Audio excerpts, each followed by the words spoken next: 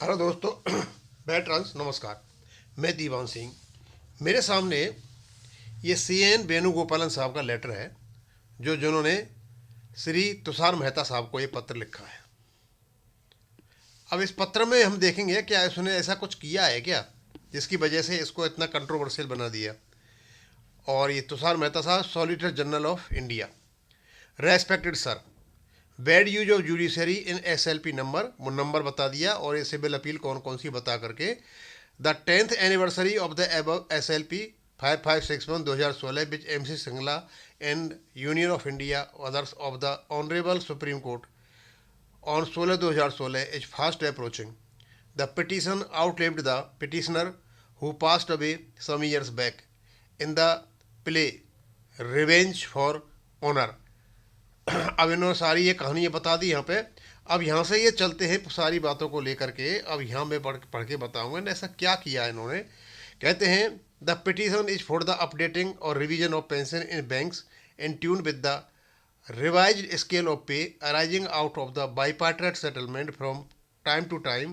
The ruling dated 1/7/2015 of the Honorable Supreme Court in State of Rajasthan others versus Mahendra Nath Sharma civil appeal number 11/23/2015 lays down that the consolidated treated as final basic pension as on 1/9/2006 or pre 1/9/2006 pensioner shall not be lower than 50% of the sum of the minimum pay of the post in the running pay band plus grade pay introduced with effect from 1/9/2006 corresponding to the pre-revised pay scales of the post from which pensioner had retired. This ruling alone is sufficient to persuade the Supreme Court to grant the updating pension for the in the extent SLP. भैया इसमें तो ऐसा कुछ कहा नहीं है। In line में सिर्फ ये कहा है कि जो सुप्रीम कोर्ट ने राजस्थान हाई कोर्ट को जो फैसला दिया था कि उसमें राजस्थान अदर्स में, उसमें सिर्फ ये कहा है कि आपकी 50% पेंशन होगी। इसमें तो कुछ है नहीं। अब आगे देखते हैं कि भाई इसमें कुछ कह दिया क्या कहीं उन्होंने। फिर है इसका yet the counsels of the respondents are trying their level best to get the SLP disallowed on some specious plea or other. और कहते हैं जो रेस्पोंडेंट के जो वकील है उसको कोशिश कर रहे हैं कि इसको इधर उधर के कैसे भी कर दिया जाए। तो यहाँ तो कुछ है नहीं। उसके बाद इन्होंने क्या किया है, the council from the respondent side has caused an affidavit dated 24/8/2022। अब ये यहाँ से लेकर के यहाँ तक IBA का वो एफिडेविट है पूरा का पूरा, और इसमें ये बताते हैं कि उन्होंने ये कहा है कोई पेंशन अपडेशन नहीं है, और 3.8 में और 3.7 में यहाँ तक ये कहा है। और उसके बाद है the affirmations of the in the affidavit date 24/8 are intended to mislead the. और उन्होंने कहा है कि इसमें यह कहा है कि जो रेस्पोंडेंट हैं वो केवल और केवल सुप्रीम कोर्ट को मिसगाइड कर रहे हैं। यहाँ भी ऐसा कुछ नहीं कहा है जिसके लिए उनकी क्रिटिसाइज हो रही है। उसके बाद कहा है कि रेगुलेशन 35(1) इन द ओरिजिनल जो वो था अपना रेगुलेशन 19/9/1995 का, उनने यहाँ पर बताया कि रेगुलेशन में ये लिखा हुआ था, उसको अमेंड हो गया था। और उन्होंने बताया कि इसमें 35(1) में क्या लिखा हुआ था और आगे उसको 2003 में क्या हो गया था। यहाँ भी इन्होंने ऐसा कुछ भी नहीं कहा है जिससे कि ये डॉक्टर जो शर्मा साहब हैं, JD शर्मा साहब, उन्होंने इस प्रकार की भाषा उनके लिए यूज की है।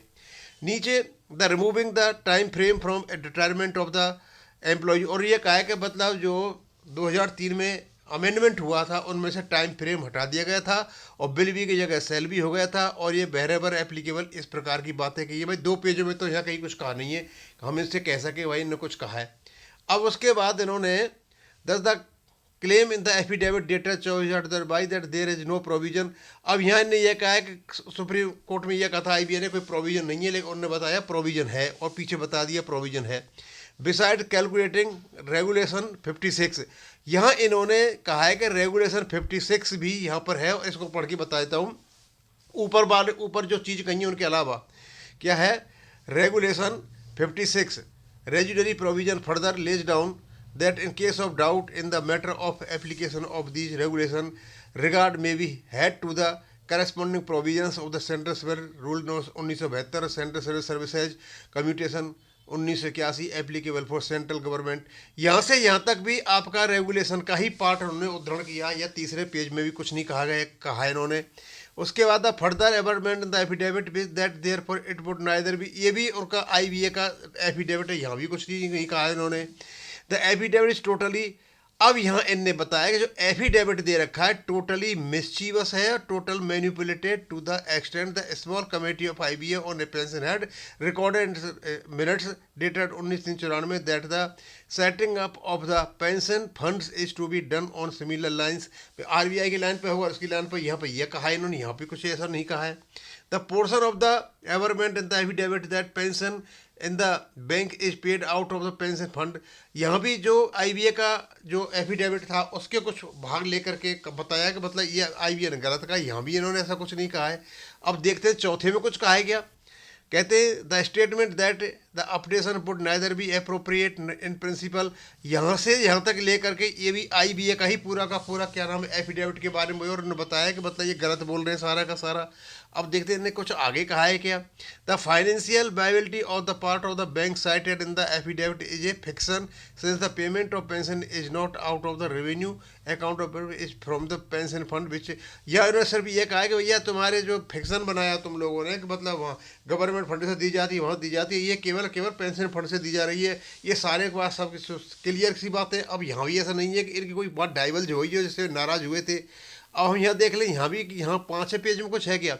How ever notwithstanding the variety of the this claim of IBA the pension fund of all interested bank including State Bank of India part in. अब यह केवल जो कितना फंड है वो सारी बातें लोग बार इसकी चर्चा करते हैं उसके बारे में बात की है इन्होंने, यहाँ पर भी कोई ऐसी बात नहीं की है जिससे ये कह सके कि भाई ये कोई परेशानी हुई है, समझे। अच्छा, अब क्या है हम देखते हैं आगे।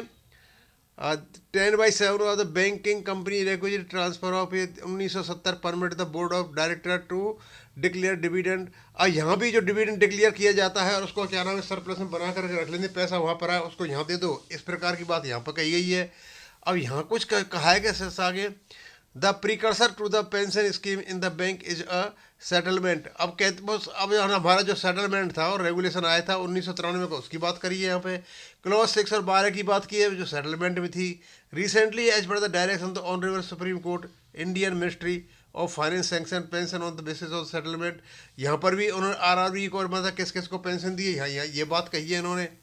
और उसके बाद क्या है द बैंक और IBA have to update pension करना चाहिए। Further mode the letter dated 17/12/2093 from IBA to late Shri, यहाँ कोई RN गोडबोले साहब से कोई बातचीत हुई थी, उनकी बातें कर रहे हैं यहाँ पे। It is prerogative of the counsel to defend the SLP number 560 sought by the respondent but probity if anything is left calls for the helping the court to reach a reason criticism. बस उनसे यही कहिए कि मतलब सही प्रकार से कोई बातें की जाए, ऐसे कुछ बातें की जाए। लास्ट में आगे यहाँ पर ये और being legal luminaries and official of the court, the counsel for the respondents have the option to decide whether to defend the case at the cost of the probity or to enlighten the respondents of the facts and to justice। भाई मैंने तो ये सारा पढ़ लिया, मैंने तो ऐसा दिखाई नहीं दिया जो ये बात बता रहे थे थोड़ी देर में। वो मैंने पढ़ा भी था पूरा का पूरा, पहला जब पहले मैंने पढ़ रखा था दोस्तों। अब मुझे समझ में नहीं आ रहा कि मतलब ये JD शर्मा साहब ने और ये जो कौन राजेश पांडे साहब ने इस पर कहाँ ऐसी अटैक की बातें, कहाँ इनके आर्गूमेंट मतलब तुषार मेहता साहब को इन्हें बता दिए, मैं तो समझ नहीं पा रहा हूँ वही कुछ भी ऐसी इन बातों को। ये तो मेरे पास लेटर है सारा का सारा और पूरा का पूरा लेटर, इसमें आधा सा तो मतलब 50% तो ऑलरेडी IBA का जो एफिडेविट गया वो भरा हुआ है और कम से 35% में अपना जो रेगुलेशन 995 वो भरा हुआ है। अपनी ओर से तो कहा ही कुछ नहीं है उन्होंने, एक सिर्फ ये कहा है कि राजस्थान एंड अदर्स में जो केस हुआ था सुप्रीम कोर्ट में जो 50% कम से कम पेंशन होनी चाहिए रिवाइज हुई, उसके इतना जरूर अपनी ओर से कहा है। अपनी ओर से यहाँ पर किसी भी जगह एक भी जगह वेणुगोपालन साहब ने चीज़ नहीं कही है जैसा उन पर लांछन लगा रहा है। पता नहीं इनके कौन सी मतलब आर्गूमेंट खुल दी है, कौन सी ऐसी इनकी बातें कर दी जिसकी वजह से इनको बहुत ज़्यादा परेशानी हुई है। दोस्तों हम तो यही चाहेंगे कि इस प्रकार के अटैक आपस में न करें और यदि शर्मा जी एमपी लीडर बने हैं तो स्वाभाविक सी बात है कि उनकी एक अपनी शालीनता भी है उसमें रहें और ज़्यादा बेटर है। वेणुगोपालन साहब ने अपने लेटर में ऐसी कोई भी बात नहीं कही है जिस बात से उनको कोई लांछन लगाया जा सके। अब इसको मैं यहीं ख़त्म करूँगा। थैंक यू, धन्यवाद।